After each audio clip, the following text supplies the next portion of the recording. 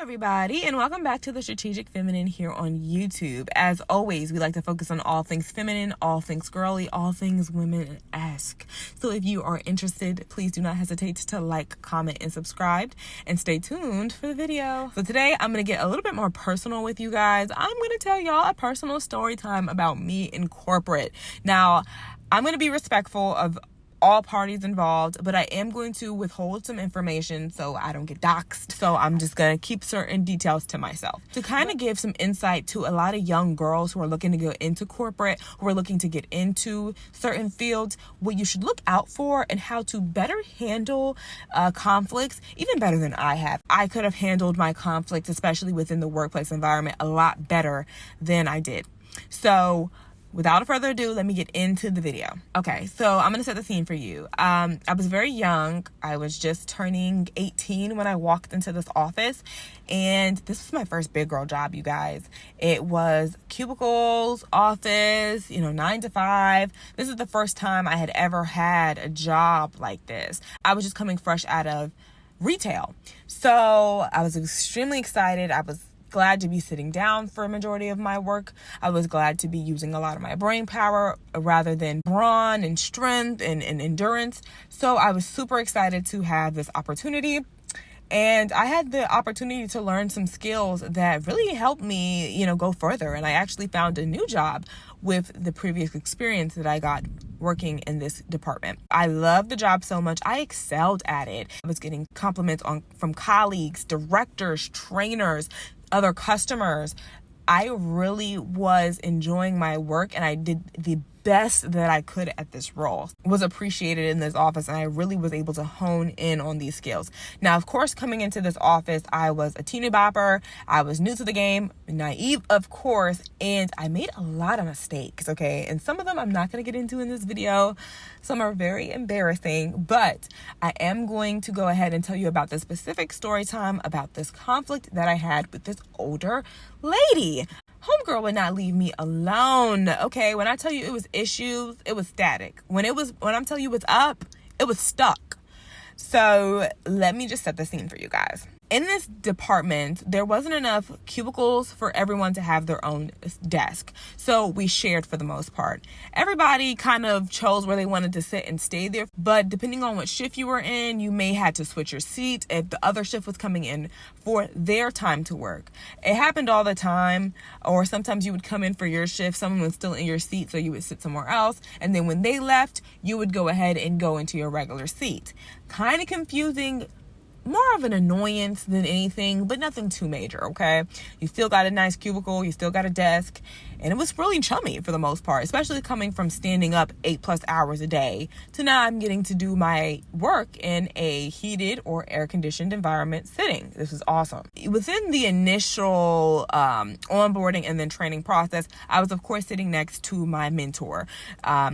I was in their same cubicle space, and I was just watching over them to see anything I could learn. But once I kind of got the hang of my job title, I was able to choose my own seat and go along with that. So I chose the seat that felt most comfortable to me. This happened to be the seat of, and I'm going to give her name, Terry. Now, Terry had been a vet in this department. She had been there 10+ years. She was highly revered. And in this department, turnover was extremely high. Like, people didn't stay for longer than a year, longer than a few months, honestly. I've seen people quit within the 2 weeks, you guys. They didn't even get through onboarding and they quit. So her being here 10+ years was nothing to sneeze at. So I decided that I liked this chair, I liked her cubicle, and so I was sharing it. Now, they did let me know that there was a special request for this desk situation going on. So for the most part, this was definitely her desk. Like, whenever she came in, I would have to move. So I understood that. That's okay. I have no problems. Now, Terry is an older woman. Let's give it late 60s. And of course, me coming into the office, 18 years old, fresh off the press. Okay? Fresh. Green as grass. I didn't have any issues with Terry because, of course, we didn't work on the same shift. She was overnight. I was evening. Overlap within the 30 minutes of shift change, and I would move happily to another seat. Now, the day that this started to get different was one day while I was sitting at my desk. It was mid of the shift, probably about 4 p.m. I get a call on the phone, and I answer it, of course. That's what we're supposed to do. It's the office phone. So you have the regular lines that callers and customers reach out to you at, and then you have the office phone for other personnel within the department. I picked up the phone, and it's Terry. And Terry's like, let you know to please wipe off the desk before you leave. Now, of course, that was common courtesy. You're supposed to do that whenever you leave the desk. And I probably did forget a couple of times. I'm not going to lie to you. So I was like, yeah, that's not a problem. I'll go ahead and do that for you. She then went ahead and continued to add some extra sauce onto what she was saying. I'm not going to go into complete detail, but, she added in the reason why it was super imperative for me to wipe these desks off. And I said, yes, I understand, ma'am. I'll go ahead and get it done for you. So yeah, at that point I was like, I'll never forget. I'll always remember to wipe down my desk, my cubicle, the chair, everything. Don't half at it no more. I'll do it next time. Just go ahead and do it. You do share this cubicle, just be courteous. So that wasn't a big issue to me. I already took a responsibility to the fact that, maybe I didn't do it a couple of times. So let me make sure that I'm always on it. When there wasn't much of an issue after that, at least not in my eyes, I, took the criticism and went ahead and moved on. There'd be times where Terry would come in unannounced. Now, I don't know if they scheduled her for overtime. I don't know if she just wanted to come in and chill, but she would come in. I would be sitting in the desk, and of course I have to move. It shocked the mess out of me. Came in like a whole hour earlier, and she was like, you have to move. I said, yes, ma'am, I'll go ahead and get on it. Now I'm, of course, shutting down. I got to get all my papers and my bags. I got to wipe down the cubicles. This is going to take a minute. This isn't going to be done. And of course, I'm not the type of person to just jump. I will be courteous, but it's not going to be one of those jump. How high? So of course, being respectful, I'm like, yep. Okay. Yes, ma'am. So I'm shutting down my computer, logging out of my things, getting my stuff together. She walks past again and she's like, yeah, you have to get up. Like now. And I said, yes, I heard you. And that's when I kind of got a little irritated. Are you rushing me, ma'am? Are you rushing me? And I wasn't OD. When people are OD, then they're going super freaking slow. I wasn't doing that. I was going at a regular pace, but there still was work to do. You came a whole hour earlier, sis. I didn't know you were coming. Usually I'd leave at a particular time anyway, so I could get all of that stuff done prior to. You done shocked the mess out of me, ruined the routine. You got to be a little patient. So at that moment, I understood that there was going to be a problem. I could just feel it within the way she was coming off at me, the lack of respect that she was using when she was speaking to me. I was like, yeah, this is going to be a problem sooner rather than later. I already could read the writing on the wall. I had a binder on my desk that was filled with work notes. They were training me for a new role. It was going to be a new job requirement. So I was kind of being their guinea pig and learning this new role. So I had these notes on my desk, and that was the only thing I kept on my desk for the most part. Everything else could go in my bag. I wasn't one of them to have 2 pots, a vase, and some flowers on my desk, at least not at first. So I had my binder, and I always would just leave it there in the corner and come back to it the next day. I started to notice that my binder would leave from the corner of the desk cubicle. And I mean, this isn't like some huge, thick binder, really standard 1-inch binder that's just out in the corner. It's very clearly a work note binder. It has all the notes in it. It has the department name and logo. So it's pretty obvious that this isn't personal. This is work-related documents. I noticed that it was moved into her Trapper Keeper, and that I guess she wanted it to be in the Trapper Keeper. I didn't want it to be in the Trapper Keeper. I didn't feel comfortable with my binder being in her Trapper Keeper. I didn't want to go through her binder. I didn't want to go through her documents. I didn't want to, one of the papers of yours got put into my binder. I just felt like, you know what? I want my binder over there in the corner where it was. So I moved the binder back over there to the corner, and I left it there for the second time. I noticed again, it is moved to her Trapper Keeper. So now at this point, I'm noticing that this is intentional. And not only is this very intentional, this has to be dealt with. I forgot to add that stuff would go missing from this desk very frequently, like my headset would randomly not be there, and then it was randomly found the next day. Just a lot of weird occurrences would happen while I was sitting here. Now, I'm going to go ahead and tell you guys the first mistake that I did. Get whatever you have a complaint about in email and written form and correspondent. Reaching out to a supervisor, word of mouth, although can get the ball rolling, always double back with a CYA, which is a cover your email. I didn't do this. Of course, I was green to the game. I had no idea. So I didn't do this. I went to my supervisor and, I'm skipping points. So the third day goes around. I move my binder back to the corner because at this point I'm getting a little irritated. There isn't any real specific reason that it has to be in the Trapper Keeper. There isn't any real specific reason it can't be in the corner. I also feel like we're sharing cubicles. I don't want your stuff mixed up in my stuff. I think it's okay for us to have two separate areas for our things. And of course, like I said, this was only one binder and one folder. It wasn't a whole bunch of crap. It wasn't, trinkets and gizmos and nothing like that. It was real standard work notes. Now, the next day I come in, Miss Lady moved my binder. But not only did she move my binder, she moved my binder to the break room lockers. So she put my binder into my locker. Basically, the consensus was, well, if you don't want the stuff on this desk how I want to put it, don't leave it on this desk at all. I thought that was petty. I thought that was a bit much. And again, maybe I could have just let her put it in the Trapper Keeper, but I also felt like it wasn't that big of a deal. So I go to my supervisor. Like I said, first mistake, send a CYA email every single time you have a conversation about anything. It can come in handy. I talked to my supervisor and I let her know, hey, I really don't have any issues with, her moving Miss Terry moving my binder in case she needs that space for something, but do you mind asking her if she could move it back?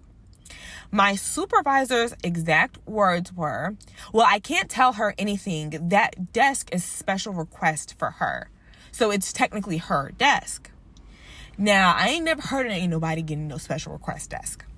I'm going to just tell you that right now. I ain't never heard of it. I still ain't never heard of it. This is strange. So I can't tell her how to move my thing. I can't tell her to not move my things. But you also won't back me up here. So I kind of felt like what is there to do? Like, what is there to do? My solution to the original problem was that I was going to go ahead and I was going to take my notes and forever put them in my locker. I never touched them anymore. I never used them anymore. And the reason being was because I'm a strong enough employee without them.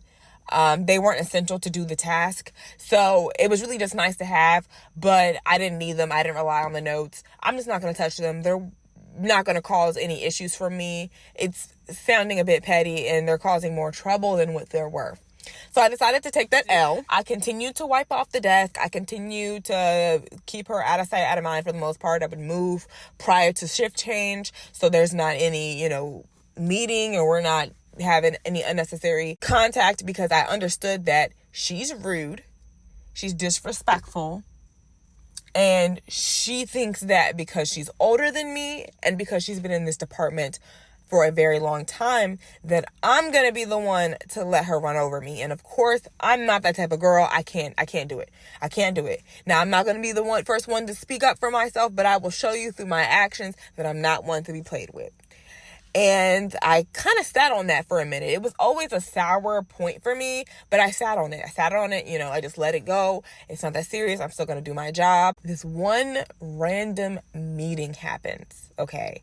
And I started leaving like a little water bottle. In our team meeting, our supervisor had let us know, and we had different shift meetings, so everyone wasn't in the same team meeting. She said that if there's any like water bottles or anything on the desk, the employee who is going to sit there after you reserves the right to go ahead and move the stuff. She said this in her meeting. Second thing, do not take the bait. If something sounds too good to be true, it usually is. And at the time I was thinking like, oh, they're trying to give people the opportunity to move my water bottle. That's what I thought, because she used water bottle as a specific example. So I hear this and I'm like, a little pretty petty me. And I said, okay. My eyeballs got the rolling in the back of my head. I got the thinking. And I said, oh, I'm going to just start moving people's water bottles. So that's what I did. As soon as I got the go ahead in the team meeting to go ahead and move homegirl stuff, I did. I moved homegirl stuff to her locker. And it wasn't everything. It would just be her water bottles, paper towels, or whatever she had on her desk. Move it. Now, it was petty. It was petty. But I was just reserving the right that was given to me as a shared cubicle employee. So the next day I come back into the work office and she moved her stuff back to the desk. That's okay. I don't got no issues. I will take the first 10 minutes of my shift every day to move your stuff back to your locker. So I put all the, little trinkets she had. She had lots of trinkets, you guys. Little cups and bedazzled this and whatever she had, moved it to her locker. Because how it was explained to me in the meeting was, well, if someone's coughing at the desk, we don't want you to be drinking off the water bottle and you get sick. It's a safety hazard. So that's why we're going to be allowed to move some of the stuff. So this goes on for 3 days. She's moving her stuff back. And on the third day, or like the third or fourth day, this lady sends me an email. Now, I can't remember verbatim what it said. The email, for the most part, was saying, stop moving my stuff, or you can stop sitting at the desk. But not only did this lady send an email to me and the supervisor. Now, I couldn't respond back. By the time I got to work, the supervisor had already responded and said, don't respond to this email. This email is not to continue. She sent another correspondent to the on-call and told them, it was a paragraph, you guys. If she wants to move my stuff, then she needs to not sit here anymore. If she doesn't like how things are arranged, she needs not to sit here anymore, was basically the gist. So Miss Terry is okay with going ahead and moving other people's things, but doesn't like when her things are moved to her locker. How interesting. So I get called in a meeting, you guys. Homegirl, and honestly, I'm going to talk to you guys more about the supervisor. The supervisor was nobody's friend. With supervisor like these, who needs enemies? This supervisor, honestly, was she was a liar. She would say things and act like she never said them. She was really shady and shisty. She was like always a go along to get along type of girl. And you can never trust people like that. If you don't stand on your own backbone, unless when it has everything for you to gain, that is not anyone with any type of integrity. Okay? Let's just keep it a bean. So I get called into this meeting and I'm irritated because I talked to y'all about de-escalating the situation prior to this even happening. I was given the green light that I was well within my right to do this within the team meeting. You're trying to chastise me about something that someone has done to me and you didn't care much about. And I was kind of sick of it because at this point I started to realize the unfair treatment in the office. And of course I was green to not think there'd be favorites. I was green and naive to not think that people will ride harder for folks who had been there 10 plus years. I thought that my 1 year of good work was equal to that 10 years of good work and I should be treated just the same. And although in a perfect world, of course, you should not be judged off of your seniority, but off your workplace performance. A lot of times, you guys, and this is another thing that you got to learn, most people are going to choose their team based off of who's the most loyal, not who's the most qualified. And when you understand this, you're able to understand a lot of the dynamics, a lot of the workplace cliques, and why people interact in the way that they do. And I felt like I was in the right and I was going to stand up for what was right. So I get called into this meeting and they're like, we don't want any workplace violence, which, come on, let's get real. This lady is 50 plus years my senior. There's not going to be any workplace violence. Like at this point I had completely switched shift. We weren't even crossing paths within the 30 minutes anymore. Like I never saw her. Well, we are having issues. Why would you move her stuff and not put it back? When I spoke to you and I told you that she was moving my stuff and not putting it back, you made it clear that that wasn't a requirement for her to move my stuff back. So I didn't see it as a requirement for me to move her stuff back. Now the supervisor is giving me a little bit of attitude. I guess she thought this was going to be her time to like boss up. So I respectfully told her like, yeah, no, you told me this, and that. Now this is how snake-like this lady is. Oh, I said that? I'm like, yes, this is what you said. Now the manager is side-eyeing her because it's like, well, why is this happening? If you already got word of this, why hasn't this been deaded? And you didn't say anything about that. So she was like, well, just move her stuff back. And we're just going to do assigned seats. This is becoming too much of an issue. Do you understand? And I said, I hear you. She's like, well, do you understand? And I'm like, no, ma'am, because it's not fair. Like, I really don't understand you. It's not fair. You're not being truthful. You're not being fair. You're being very prejudiced right now and biased. And no, I don't understand this. I think that this is BS. When I came to you months ago and talked about the issue with people moving things and not putting them where they were supposed to go, that wasn't a problem depending on who it was done towards. But now that Miss 10 plus years MVP is writing emails and correspondence, and this is what I learned from her actually, always write an email, because they got on it a whole lot quicker and made team meetings right after those correspondence were sent. I also want to add the stuff that was moved was very obnoxious.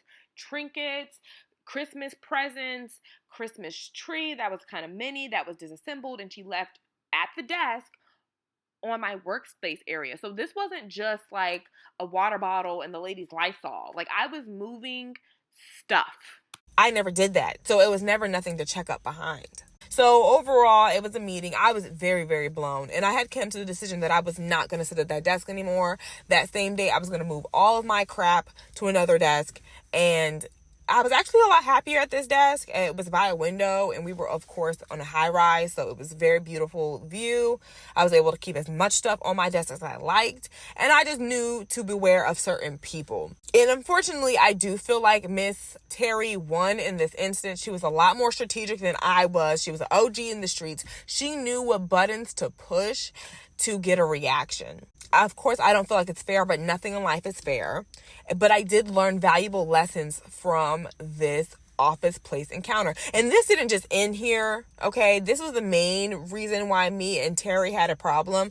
But after I moved desks, Terry, whenever we would run into each other or cross paths, which wasn't very often because we didn't work on the same shifts, there was issues, problems, concerns, pop tongues, and neck rolling.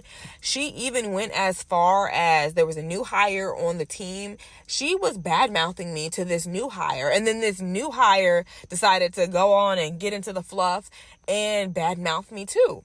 I worked on the same shift with them. They were being very rude and kind of microaggressive. So many things had happened within me working with Terry, and she never got her foot off my neck. She was never satisfied. She always wanted to bother me. She always wanted to complain whenever she could, and that was that for the most part. What I'm going to tell you about the situation, what I learned, of course, the two, cover your butt. Don't take the bait. If something sounds too good to be true, always follow up in an email to make sure that they put that in writing. Understand when some things aren't worth the trouble.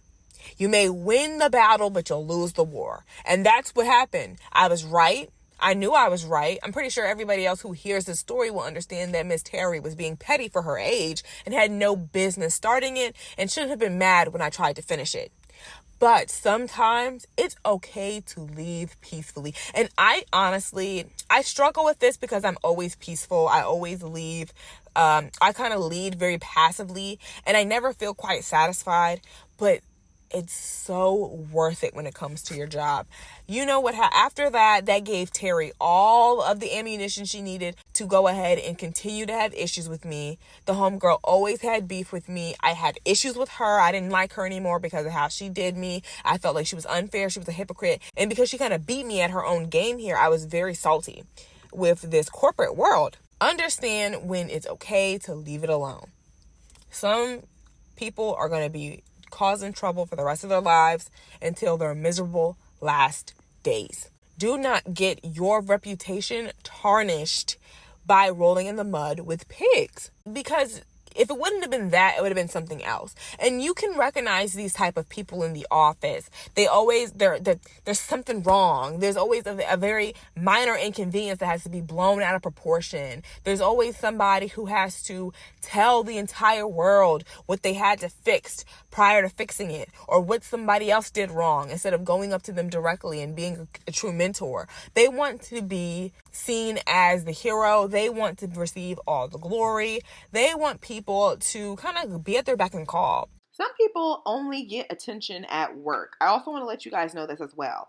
Some people, the office cubicle, your workplace is their audience.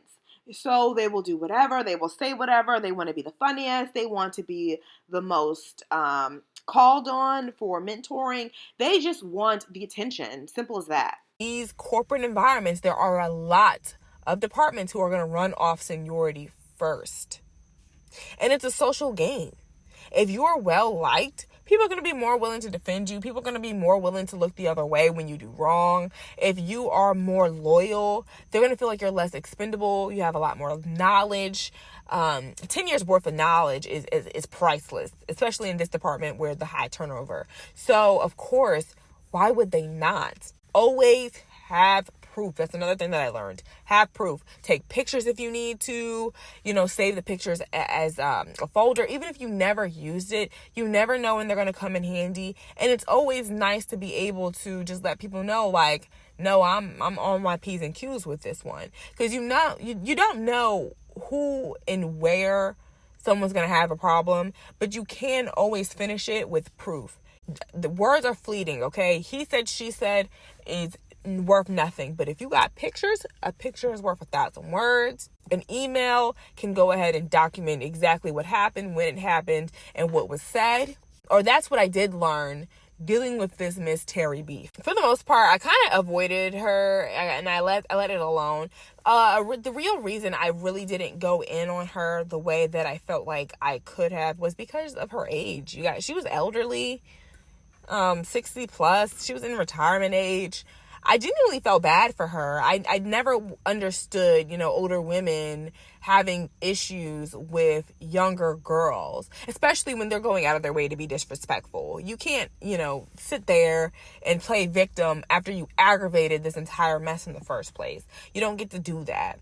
I never really confronted Terry one-on-one. I never really bothered her, even when she was being petty and microaggressive, because of her age. I just had so much more respect for her because she was an elderly person than she had towards me because I was a younger person.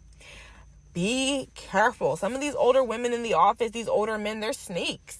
So keep that in mind when you are choosing your battles and you're going on your crusades. Sometimes it's necessary, but come with the right proof and also understand the dynamics that people have with others. That supervisor was new. She wasn't going to go ahead and make mad a 10-year employee. She wasn't going to do it. She wasn't going to go to bat for me or what I was going through or what made me uncomfortable. That was all my fight until it became her fight. Always make it your manager's problem. Never make it the employee's problem. If another coworker is bothering you, you get on the manager about that. You get on the supervisor about that, and you go up the chain of command properly. Because if it's not dealt with, you have all rights to go up the board until you reach the higher up who's willing to deal with the problem. And 9 times out of 10, if you make a big enough strategic and intentional fuss, they're going to nip it in the bud because they don't want that to drag down their performance as managers or supervisors. They don't want it to seem like they can't keep their staff in order or keep their staff from having conflicts. So always make it your manager's problem. Even if a coworker got an issue, that's not an issue you have with her. That's an issue that you have with the supervisor, and let the supervisor have an issue with that coworker, because it's going to keep your hands clean so you're not finding yourself in these messy disputes where people are sending emails back and forth, where it makes you seem like because honestly, at that time too, how it could have been pushed off, it's this younger girl, she's not respecting the older woman in the office, she's being antagonistic, she's smelling herself. And of course, you and me know that that's not true. But that's how people can play it. And that's what I think a lot of the consensus was, even at that time. There was years that went by that I didn't even tell anybody what happened. And then when I finally was ready to, deuces, I told them, hey, like, this is what happened between me and her. And I don't feel comfortable sitting there. And they're like, dang, that's so petty. That's so childish. But at the same time, do you think any of them about to go to bat for you? Any problem that you have with an individual coworker, do not make another coworker's problem. First of all, that's weak girl sauce. If you got to go ahead and recruit people to not like somebody because you don't like them or you had your issues with them, so you're going to go ahead and recruit new hires to have issues with people, that's weak girl stuff. Don't do that. You're going to look very messy. And of course, some people can get away with it, but don't do that. I just want my girlies on the strategic side to have better integrity than that. Any issue that you have with a girl one-on-one, don't make that a 2, 3, 4 issue. Don't make that a other group chat coworker issue. Because 9 times out of 10, there's not going to be the loyalty that you think you're going to have. They're just going to work, so they don't care. And then you're going to feel hurt because, oh, well, my coworker friends don't have my back like that. Never was their job to. And then third, it keeps your hands clean from being someone who's egging on the drama. Miss Terry, she was completely dead wrong for, after we had our issues, going ahead and telling the new hire the issues. Dead wrong. But also at the same time, that new hire was dead wrong for going ahead and eating that up when she knew she had nothing to do with the problems. Another thing I'm going to tell you guys, and I'm going to leave it at this. The last thing I'm going to say, do not pick up every single body's cross because you don't know why they got it. Okay? If somebody got an issue with that girl, let it be an issue with that girl. Don't you, because you like her, you want to go ahead and make it a 1, 2, 3 issue. You want to go ahead and pick up her issues. So now you don't like homegirl and you're giving her attitude, or y'all want her, because that is going to lead to a toxic work environment quick. And if you ain't careful, you may be being sent to an HR meeting about bullying, harassment, and microaggressions. So definitely keep in mind all the things that I said. Have you guys had any similar corporate stories? I feel like I know I'm not the only one. So many times I hear about these older women in these workplaces, and they're just treacherous, especially against the younger girl in the office. So please tell me about any corporate stories you have. Do you guys like when I talk about like workplace drama, like what I've learned in my career? Do you guys want me to talk about more things in my career? I can definitely do that for you guys. What do you guys think? So thank you so much for listening to The Strategic Feminine here on YouTube. Be good people, be holy people, spread the word, like, comment, and subscribe, and I'll see you next time. Bye.